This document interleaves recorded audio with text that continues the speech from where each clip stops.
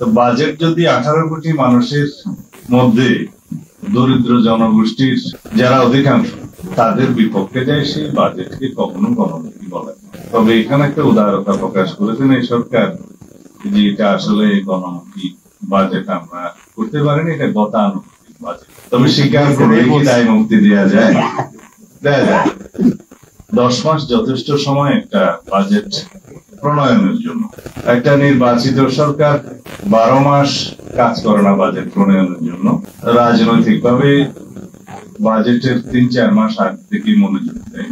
তার আগ পর্যন্ত যে সরকারের স্ট্রাকচার থাকে, ব্যুরোক্রেসি থাকে, তারা বাজেট অনুবিভাগ, অর্থ বিভাগ এবং অন্যান্য বিভাগ যারা কাজ করে তারা ব্যুরোক্রেটিক ওয়েতে প্রিপেয়ার করে। সেটা আমার সরকার পরিচালনা, বিরোধী দলে, সংসদে আমার অভিজ্ঞতা আমাকে তাই বলে।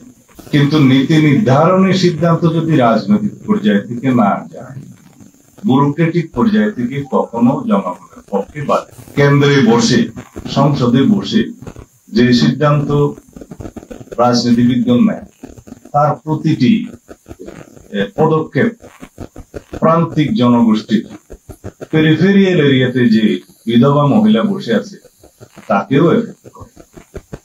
কেরোসিনের মূল্য 1 টাকা কমলো কি কমলো না, সেটা ঢাকার ধনিক শ্রেণী বা মধ্যবিত্ত শ্রেণীকে হয়তো খুব বেশি আহত করবে না, কিন্তু যে প্রদীপের আলোয় সংসার চালায়, সন্ধ্যা হতে হতেই যে তার নাওয়া খাওয়া সব সমাপ্ত করে নিদ্রা যায়, আর একটু প্রদীপ জ্বালালে কেরোসিন বেশি লাগবে বলে তাকে আহত করে। সেই জন্য যে কোনো সিদ্ধান্ত রাজনৈতিক ভাবে এমন ভাবে নিতে হয় যেন সকল জনগোষ্ঠীর কাছে সেটা গ্রহণযোগ্য হবে, কাউকে আহত করবে না, কাউকে অতিরিক্ত বেনিফিটও দেবে না।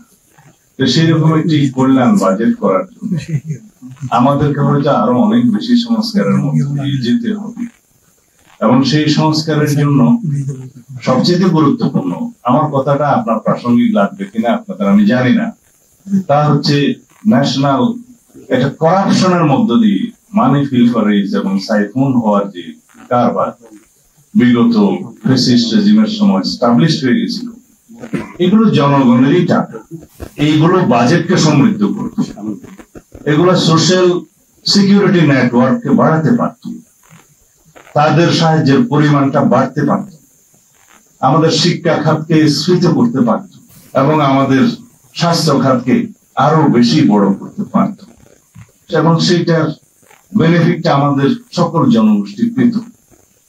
আমরা বলছি যে সবার জন্য স্বাস্থ্য আমরা নিশ্চিত করব, জাতীয় স্বাস্থ্য নীতি প্রণয়ন করব, আমাদের 31 দফায় আছে যে জিডিপির 5% আমরা সেখানে বরাদ্দ করার চেষ্টা করব, আমাদের কমিটমেন্ট আছে শিক্ষা খাতে কিভাবে আমরা জিডিপির 5% বরাদ্দ করার জন্য আমাদের কমিটমেন্ট আছে। সেগুলো প্রত্যেকে আসে, অর্থনৈতিক শক্ত ভিত্তি থাকলেই তো আসে। তো যদি অর্থনীতিকে এইভাবে ডাই ডাউন করেছে যারা, সেটাকে যদি আমরা পুনরুদ্ধারের জন্য সক্রিয় হই, চেষ্টা করি এবং উদ্ধার করতে পারি, নিদান পক্ষে ফিলফারেজ এবং সাইক্লোনিং কমাতে পারি বা বন্ধ করতে পারি, তাহলেই তো আমাদের অর্থনীতি সমৃদ্ধ হবে এবং আমরা জনগণের কল্যাণে সেরকম বাজেট প্রণয়ন করতে পারবো। এগুলো এমনি আমি আপনাদের সামনে বলছি তা নয়, এগুলো তথ্যভিত্তিক।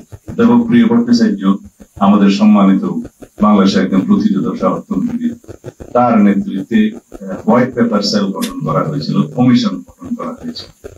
তিনি যে রিপোর্টটি প্রদান করেছেন, সেই রিপোর্ট এক্সিকিউটিভ সামারি, সেটাতে আপনারা দেখবেন যে এটা অবশ্য ইংরেজিতে লেখা হয়েছে, ওনারা বাংলা করবেন বলে আমাকে প্রতিশ্রুতি দিয়েছেন যাতে সবাই পড়তে পারে বাংলাদেশে।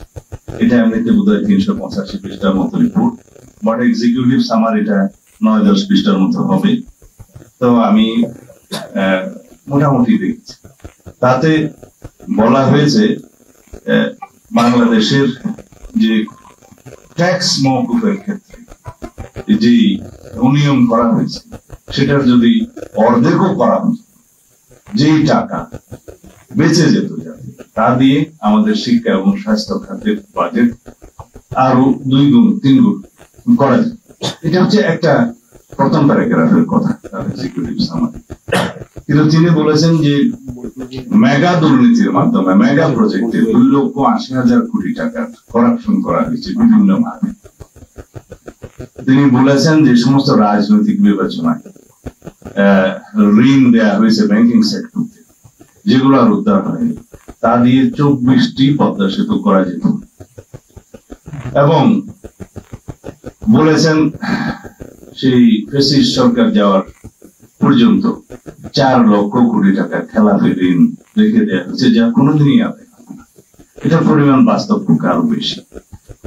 আর যেটা সাইফুল ভাই আমার মনে হয় পরিসংখ্যানটা ওই সময় বলার সময় একটু অমনোযোগী ছিলেন, সেটা খুব সম্ভবত $234 বিলিয়ন হবে, যেটা পাচার হয়েছে। উনি ওইভাবে লিখেছেন, তবে বাংলাটায় আমি বলি, উনি যেভাবে লিখেছেন যে প্রতি বছর 2 লক্ষ কোটি টাকা করে পাচার হয়েছে, যার 15 বছরের পরিমাণ দাঁড়ায় 29,25,000 কোটি টাকার মতো। তো যেহেতু আমরা টাকার হিসাবটা আমরা এখানে সবাই ইজিলি বুঝবো, সেই জন্য বলি, কারণ গ্রামের মানুষ বিলিয়ন ডলার এটা কিভাবে কনভার্ট করবে জানে, এইটাই বোধহয় সোজা। আমি আপনাদের সবাইকে অনুরোধ করবো, যারা ইতিমধ্যে পড়েছেন ভালো, আর যারা পড়ে না তারা কষ্ট করে এটা ওয়েবসাইটে পাওয়া যায়, দেখে নেবেন কষ্ট হলেও। এটা হচ্ছে বিগত 15 বছরের আওয়ামী দুর্নীতির একটা সংক্ষিপ্ত ইতিহাস। আমরা যাদের বিরুদ্ধে কথা বলবো, যাদের এই অতীত ইতিহাসকে জাতির সামনে তুলে ধরে নতুন করে আমরা আবার আমাদের ভবিষ্যৎ নির্মাণ করতে চাইবো, আমাদের আগামী প্রজন্মের জন্য সুন্দর আগামী বাংলাদেশ রেখে যেতে চাইবো, তাদের জন্য জানা দরকার আছে। এবং তাহলে পরে আমরা এই ইতিহাসকে ভবিষ্যতের ইতিহাসের মধ্যে জায়গা দেব না। অনেক সময় ইতিহাসের মধ্যেই ভবিষ্যতের শিকড় লুকায়িত থাকে, সেটা ভালো ইতিহাস। কিন্তু এই সমস্ত ইতিহাস থেকে আমাদের শিক্ষা নিয়ে আমাদের ভবিষ্যৎকে বিনির্মাণ করতে হয় বলেই এই খারাপ ইতিহাসটাও পড়তে হবে, যে কি হয়েছিল আমাদের ন্যাশনের উপরে, আমাদের অর্থনীতির উপরে। একটা ফ্যাসিস্ট সরকার জাতিকে কিভাবে ধ্বংস করে, জাতির অর্থনীতিকে কিভাবে ধ্বংস করে, জাতির সমস্ত প্রতিষ্ঠানগুলোকে কিভাবে করাপ্ট করে, পলিউটেড করে, ধ্বংস করে সেই জাতিকে এমন একটি অধম জাতিতে পরিণত করে, সেই ইতিহাসটা আমাদের জানতে হবে। ব্রিটিশরা ইস্ট ইন্ডিয়া কোম্পানির মধ্য দিয়ে এই ভূখণ্ডকে দখল করলেও 200 বছরে যে পরিমাণ অর্থনৈতিক লুটপাট তারা করেছে, সেটার একটা বক্তৃতা আমি শুনেছিলাম ভারতীয় একজন বিশিষ্ট রাজনীতিবিদ, আমি নাম এখানে নিতে চাই না, ইনি একজন অক্সফোর্ড ফেলো এবং ওইখানে বক্তৃতা দিয়েছেন। তার চাইতে বহু গুণ বেশি লুটপাট করেছে বিগত 15 বছরে শেখ হাসিনার ফ্যাসিস্ট রেজিম। এইটুকু শুধু বলতে পারি। এনিওয়ে, বাজেটের উপর তো কোনো কথাই বললাম না। যাই হোক, রাজস্ব খাতের যে ব্যয়, আমি প্রথম দিন বাজেটটা একটু দেখেছিলাম পত্রিকার সমালোচনা। রাজস্ব খাতের যে ব্যয়টা ওখানে নির্ধারণ করা হয়েছে, দেখলাম উন্নয়ন বাজেট, কোন একটা পত্রিকা দেখলাম ঠিক কিভাবে কম্পারেটিভ একটা স্টেটমেন্টের মতো করে দিয়েছে। উন্নয়ন বাজেটের পরিমাণ তার অর্ধেকের কাছাকাছি। যে সমস্ত রাষ্ট্রে রাজস্ব খরচের পরিমাণ উন্নয়ন বাজেটের চেয়ে ডবল, সেই জায়গায় উন্নয়ন কিভাবে হবে নিশ্চয়ই প্রশ্নবিদ্ধ। সেই উন্নয়ন বাজেটটা তখন পরনির্ভরশীল হয়, ঋণ নির্ভর হয়, ব্যাংকিং খাত থেকে লোনটা নিতে হয়, সঞ্চয়পত্র বিক্রি করে গভর্নমেন্টকে লোন নিতে হয়। এটা বলা হয় banking and non banking financial সেক্টরের উপরে ডিপেন্ডেন্ট একটা বাজেট হয় এবং ফরেন লোন নির্ভর হয়। এই নির্ভরতা আমরা যতদিন কমাতে না পারবো, কাটাতে না পারবো, ততদিন পর্যন্ত আমাদের নিজস্ব অর্থনীতির উপরে ভিত্তি করে উন্নয়ন বাজেট প্রণয়নের আমাদের প্রচেষ্টা সফল হবে না। এটার জন্য আমাদের কমিটমেন্ট লাগবে এবং অর্থনীতির শক্ত ভিত্তি রচনার জন্য আয়কর সেক্টরে, রাজস্ব আহরণের সেক্টরে আমাদেরকে খুব বেশি অনেস্টি বজায় রাখতে হবে। এর বেশি বললে বোধহয় আমার সমালোচনা। কারণ আমরা যারা যারা ট্যাক্স দিই, তারা আমরা জানি যে ট্যাক্স আমরা দিতে চাই, কিন্তু ট্যাক্স অফিসের কারণে আমরা সঠিকভাবে ট্যাক্স দিতে পারি না। এর বেশি বোধহয় খোলাসা করলে অসুবিধা। যাই হোক, আমরা যদি সর্বক্ষেত্রে আমাদের সততা প্রতিষ্ঠা করতে পারি, দেশপ্রেমকে যদি আমরা প্রায়োরিটি দিতে পারি, তাহলে আমরা একদিন সেই জায়গায় যাবো ইনশাআল্লাহ। আর করমুক্ত আয় সীমা আর একটু বাড়ানো দরকার। এটা যেহেতু এখনো বাজেটটা পাস হয়নি, 22 তারিখে ওদের পাস হওয়ার কথা, এটা উপদেষ্টা পরিষদে আলোচনার মধ্য দিয়ে হবে। কারণ জবাবদিহিতা তো খুব একটা নাই এই সরকারের, প্রয়োজনও পড়ে না বোধহয় ইদানিং আচার আচরণে, তাই আমার মনে হচ্ছে। তো সেই জন্য উপদেষ্টা পরিষদকেই অনুরোধ করব, করমুক্ত আয় সীমাটা অন্তত পক্ষে আরো একটু বাড়ানো দরকার। এখন 3.5 লাখ আছে, সেটা কমপক্ষে 4 লাখ করা দরকার কমপক্ষে। কারণ এখানে একটা হিসাব দেখানো হয়েছে, যার বেতন 30,000 সে মোটামুটি দরিদ্র বলা যায়, যাদের মাসিক আয় 30,000, তাদের হিসাব করলেও সেটা 3,60,000 হয়, তাকেও এই ট্যাক্স নেটারের আওতায় আসতে হবে। তো সেটা ভালো হবে না, যেহেতু মূল্যস্ফীতি আছে, মুদ্রাস্ফীতি আছে, সেই জন্য প্রতি বছর কিছু কিছু ভাবে করমুক্ত আয় সীমা বাড়ানো দরকার বলে আমরা যৌক্তিক ভাবে মনে করি। সেটা দরকার, আমার মনে হয় উপদেষ্টা পরিষদ বিবেচনা করতে পারে। আর সোশ্যাল সিকিউরিটি নেট পরিধিও বাড়ানো দরকার এবং সাহায্যের পরিমাণটাও বাড়ানো দরকার। যে পরিমাণে টাকার অবমূল্যায়ন হয়েছে, যে পরিমাণে ডলারের সাথে টাকার মূল্য কমেছে, যে পরিমাণে আমাদের আমদানি নির্ভরতা আছে, সবকিছু দরিদ্র জনগোষ্ঠীকে খুব বেশি ক্ষতিগ্রস্ত করবে। তো সেই জন্য প্রথম ক্ষতিগ্রস্ত জনগোষ্ঠী হচ্ছে যাদেরকে এই সোশ্যাল সিকিউরিটি নেটের মধ্যে থাকতে হয়, তারা প্রধান তাদের ভাতাটা আরো একটু বাড়ানো দরকার। আর জ্বালানি যে আমদানি নির্ভরতা বিগত সরকারের সময় পরিকল্পিতভাবে করা হয়েছে, আমাদের এখানে যে এক্সপ্লোর করা বা নিজস্ব ভাবে গ্যাস তেল আহরণ করার সমস্ত প্রক্রিয়াকে দীর্ঘায়িত করে বা বাধাগ্রস্ত করে কিছু কিছু অলিগার্ক গোষ্ঠীকে সুবিধা দেওয়ার জন্য আমদানি নির্ভরতাকেই প্রধান রাষ্ট্রীয় নীতি হিসেবে ধরা হয়েছিল। সেই আমদানি নির্ভরতার ক্ষেত্রে দেখা গেছে সেই সমস্ত দেশে যদি কোন রকমের টার্মোয়েল অবস্থা হয়, তখন সেই গ্যাসের এবং তেলের মূল্য এত বেশি বাড়ে, যেমন ইউক্রেন যুদ্ধের সময় সেটা আমরা ভুগেছি। এবং সেই মূল্য বৃদ্ধির কারণে আমাদের দেশে কিভাবে ক্ষতিগ্রস্ত হয়, এমনকি সরবরাহ ব্যবস্থাও অনিশ্চিত হয়ে যায়। একটা হলো যে সিঙ্গেল সোর্সিং বন্ধ করা, মাল্টিপল সোর্সিং করা, আর আমদানি নির্ভরতা কমানো গ্রাজুয়ালি, এবং দেশীয় ভাবে আহরণ করা। আমাদের যে বঙ্গোপসাগরের বিভিন্ন ব্লকে আছে সেগুলো আহরণ করা সময় লাগবে, তাহলে পরে আমদানি নির্ভরতা কমবে, আমাদের এনার্জি সাপ্লাই এবং পাওয়ার সাপ্লাইয়ের একটা ইন্টারাপশন হবে না, এবং তার মধ্য দিয়ে আমাদের শিল্পায়ন এবং অর্থনৈতিক সমস্ত কিছুর গতি বৃদ্ধি পাবে এবং নিশ্চয়তা থাকবে নিজেদের সম্পদের উপরে।